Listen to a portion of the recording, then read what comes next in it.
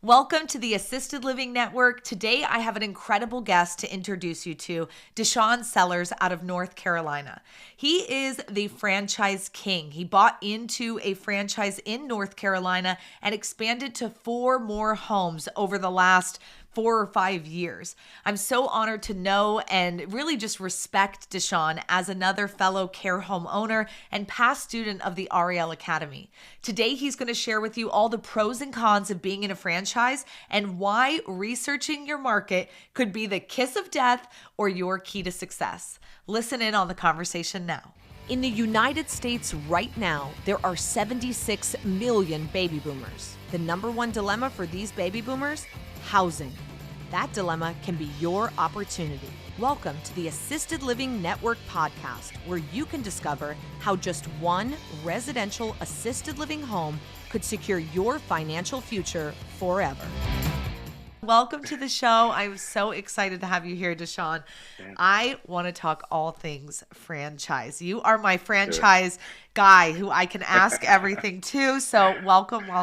Thank you for coming on. No, thanks for having me. It's been a long time coming. Still just remember really fresh in 2020 when I was in Arizona at your great class. So it's just kind of crazy. It's surreal. Yes. Well, you are very successful now with 4 care homes up and running in the state of Carolina, Miss Bell's.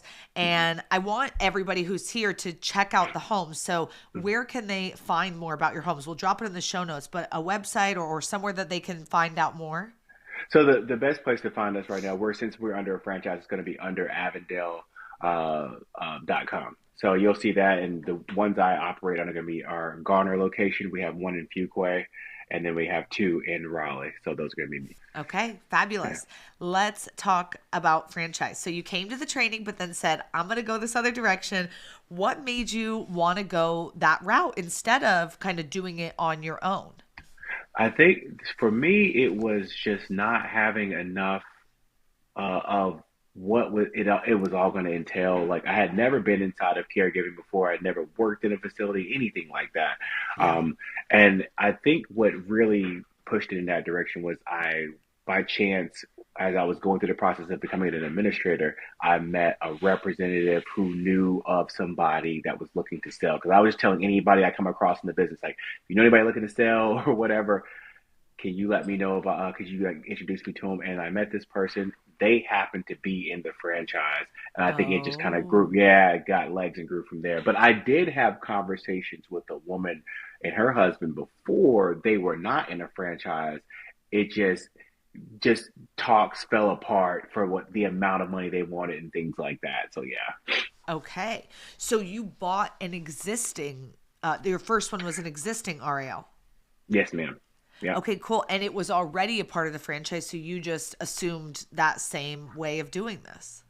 Yep, just that was jumped in there like that because, as you know, too, with the states, they require so much paperwork, like your, procedures and policies and things like that, and these like contracts and stuff like that. So they want to see, do you have all that stuff in place? The good thing about being involved with these guys, they were able to give me a lot of those docs I needed. I just didn't know where to start. Even when I was calling attorneys around my area, they weren't really familiar with family care homes. Yeah. Luckily, I was able to find somebody down the road after I got started. They were kind of familiar, but this kind of helped me get everything I needed to have the ball already rolling, and transferring the license was a lot easier. Yeah. Okay. So what is the cost structure like? Is there, with most franchises, from what my understanding is, it's a large upfront fee and you're paying part of your monthly profit to them. Is that what this is like? So luckily enough, when it comes to the upfront fee, I got lucky when they were in the middle of restructuring, so they waived any upfront costs. Oh, wow. So that saved me about $80K. So yeah. I got really lucky. Yeah. So, so the monthly rate, they do 6% of gross. 6% of gross.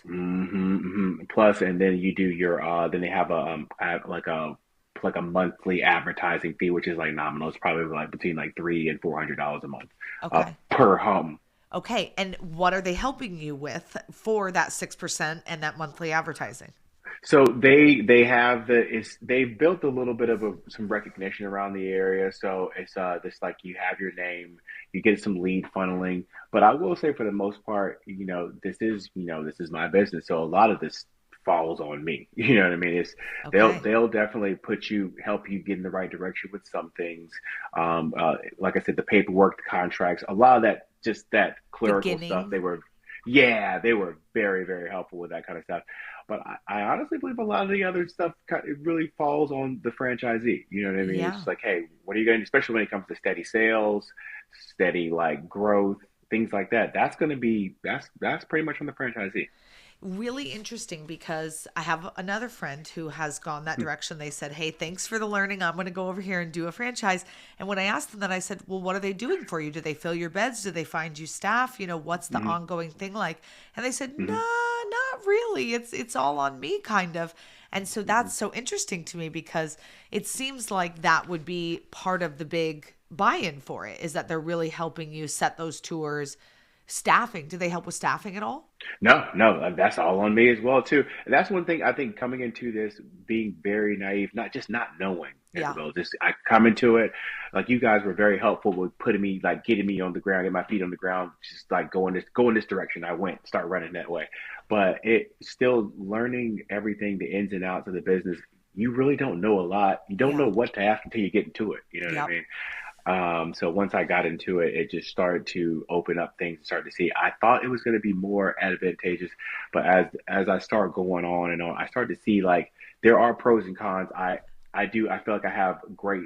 I can call them. They're like good mentors. Yeah. They can kind of help me with some things, but a lot still again, a lot of the things do fall on me as the franchisee to get the job done. Okay. So how does this work? Did they choose the location of your home? Do they say this is where it has to be, this is where the need is, or do you get to choose that? Because you've now scaled from just that first to more of these. Yes, ma'am. Yes. So again, one of those things. It's on you to do your scouting to find your area. Like for instance, I'm under contract to set to close in a couple weeks on a home in an area, but I did the scouting on that area. I found the real estate on the area. I'm a real estate broker, so I'm my own broker. So Yeah. it's like I did all the legwork. I did everything. Um, the good thing I would say about being a part of it was I was able to go to them, and we do have another franchisee in that area. And I just have heard, I've really talked with that franchisee personally, and have like their numbers are just phenomenal. So they're Oh, like this area supports those like that, $8,000 per resident and up yeah. numbers. You know what I mean? So yeah. Okay, so they don't, I'm asking that because I'm curious if they limit you, like saying, hey, somebody's already there, they have that region, you can't go there. So it's not really like that. It is in a sense. So it's a small territory. I said you have up to like, I think it's in the contracts 1.5 miles, Oh, okay. but yeah, within 1.5 miles, within the franchise contract. Yeah, and then you got to just follow by whatever the municipalities ask for. If they're asking for 2 miles or whatever the case is, yeah, follow that. Okay. Okay. Hmm. What about what would you say are some of the biggest pros of being a part of a franchise? I want to hear all the good stuff. Oh yeah, yeah, no problem. I would say just being able to. I feel like at times have had people to go to in the early parts of my business to talk to, like, 'cause like I said, these people who started the franchise, they have been in that like for what 15, 20 years almost. Yeah. So they have their knowledge is great. So being able to have somebody that with that knowledge base to tell you how to even to structure your loans and things like that. If you're going to try to do those things, so I can pick up the phone and call or text, and they're pretty quick about getting back to me. So that's really, I think that's huge. Yes, absolutely. I think anybody getting started in this industry, it's so important that they have some form of mentor or coach along the way to Hmm. be there in those moments because it looks easy from the outside. It is not easy when you're day to day. So if No. you were restarting and you could tell Uh, young Deshaun some yeah. advice, what would be the Yeah. advice you'd give yourself? Man, I would say do more research on your areas, right? Yeah. On where you're wanting to set up. And honestly, I feel like I would probably, if I was able to financially, which I think I was, I would start from scratch. I would Oh, start from scratch. I'd pick my area and I wouldn't do existing.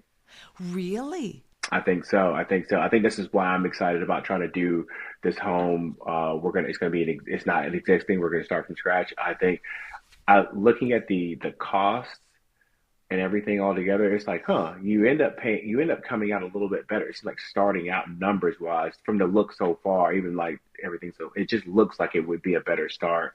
Um, it seems like it would probably be a lot harder for me because I didn't know as much looking back, but I think I would probably do that. That's really interesting because I know a lot of people have the, I'm going to say, misconception that buying Yeah. an existing business, oh, it's going to be so much easier. Everything's all laid out for me. I just get to go in. What you don't realize is you go in, you're buying someone's problems, right? You're buying Yeah, a yeah, mess of a business, and you have to now revamp it all with seniors already there, with staff already in yeah. place, with a reputation in the community that may or may not be what you're trying to set forth. It's not your thing. You can over time, over years create it. But we always said, like, the one we bought, it was like, dang, I Mhm. really want to reno the kitchen. But like, it's Yeah. really hard to shut down a kitchen when you're feeding 10 people and staff and this and that. So you can't really do what you want. The home's kind of always going to look that way. And that is tough. It is, and you hit it right on the head. As well. I think that's one of the things you guys touched on at the classes. It was like it seemed like a great idea when I was here. Like maybe I should just go ahead and get an existing because that's the way to go, man. Um, but you're right. You get in there, you're inheriting because you're not going to get this picture perfect. Oh, everything's great with it. We're selling it because it's perfect. That's why we're selling it. No, they wouldn't sell it. Honestly, they just probably wouldn't. Yep. If it was perfect.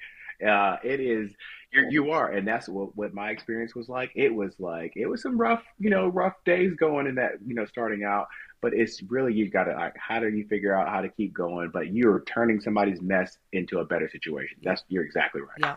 Have you been able to? I'm curious because this is the conversation that I have with some people who buy existing and they really buy it with the value add in mind. They say, I Mhm. know I can raise rates. I know I can do this. I know I can do that. Has that been your journey or not so much? It has been my journey because that was one of the things I did notice going through looking at places like Genworth. I saw when I first got the first two in Garner and Fuquay. That was the part of the deal I purchased in the beginning in 22. They his rates were extremely low. You're talking about I was coming in. He was charging people like $5,000 55. So I went in and I raised it by at least the minimum of that point became 6,500. I didn't want to shell shock a lot of folks, Yeah. but that it changed quite a bit. But even one thing I noticed too, pay rates were extremely low. So I had to look at that too. So I was coming in, some people were getting paid 12, $13 an hour. And I was like, no wonder his turnover was Oh, ridiculous. Uh, Even though you look at the cleanliness of the home and things like that, I don't want to scare anybody, but you have to change that, and that changed the mindset of the place, and even how you talk to the people, it changed everything. yeah. So it you started there, raise the rates, then you had to raise the employee rates, and then you kind of and then change how you did things around the place too. Did you find a lot of staff turnover when you took over, or did Yes. a lot of people stay? I found some turnover. I think they stayed initially because of the pay raises. Because I instantly, based off the money when we were pulling in the beginning, it was like I just brought it to like between 16 to 18 from the Okay. $12 they were paying. So people stayed because we're getting paid more. But when they saw that came with responsibilities, it was like, oh, and then you start snoozing people. It's like, oh, you're holding me accountable. Like I can't just call out 5 minutes to work. Like no, stuff like that. I do think that is so funny. And it's one of those things we talk about, like pros and cons of taking over a business is just that. It's like the staff all say, oh, we'll stay. Okay. But they might not like you as the new boss. They might say, this doesn't vibe with what I want anymore. So I love that you're so transparent about that. I want to hear, North Carolina is one of those states where some people will say, oh, it's a difficult state to do this in. But Mhm. I think that these are really growing in popularity there. Have you thought about going outside of North Carolina, or did you really want to be there because that's where you are? That's where you know the market and that's what you want to be. I like the idea of going outside of North Carolina. I just don't know where. I was like, I did like some places in South Carolina. It does because they don't seem as strict as North Carolina when it comes to because like the certificate of needs and stuff like that. They're Yeah. really strict here in North Carolina. Like 6 beds and yeah, for 6 beds you don't need a certificate of need, so it's easy to get in and get going. Seven and up, that's what you got to have. Me, you got to. It's like an act of Congress to get one of those things out here. So I do like the idea of other states. I just don't know where. Yeah. Because I knew if I started out, I don't have to go in a franchise. I could just go on my Oh, own. so I was going to ask that. Is the franchise limited to there or they're multi state? From what I so they are expanding outside of North Carolina, but from my understanding is it's within my contract set within that state.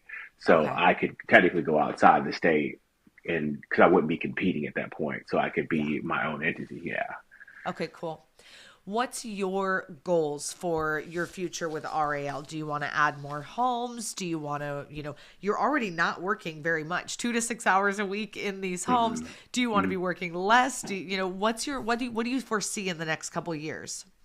Man, I want to change up some of my areas. Like, there's a few of the homes I do want to get into some more, to more of the higher median income zip codes.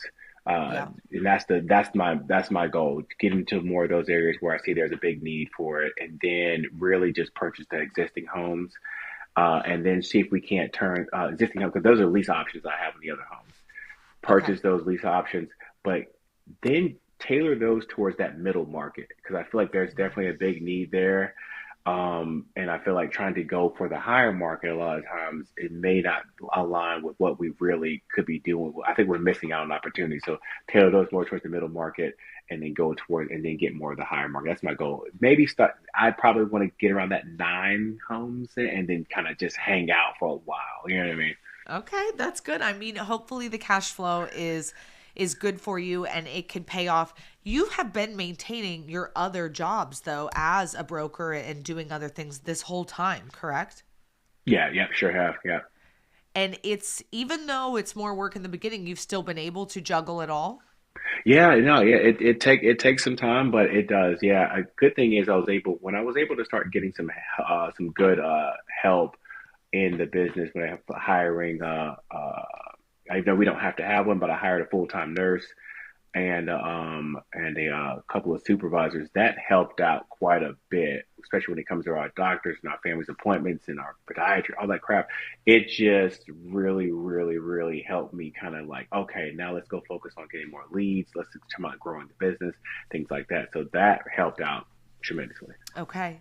I want to close out today because you've just dropped so many gems. So thank you so much for sharing all No of doubt. this. But what's the best advice for somebody who's thinking, should I do a franchise? Should I start on my own? Somebody who's considering that.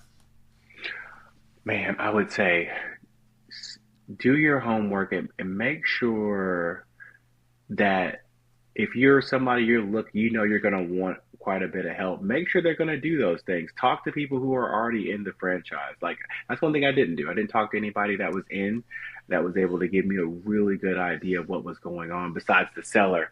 And I think he was just looking to sell. Yeah. But yeah, talk to people and just really ask yourself is what they're saying lining up with your goals, and then do you think that's going to be what you need to get through it? Yeah. Yeah, I would say for just really take your time and don't if just because it's a good deal right there, it may not always be what you need. You know what I Yeah. mean? Yeah, I love it. Well, thank you for sharing all of your insights with us here today. I yeah, really appreciate you coming on the show. And I look forward to chatting with you more after this. So thanks so much. sounds good. No, thanks a lot, Isabel. I really appreciate your time today.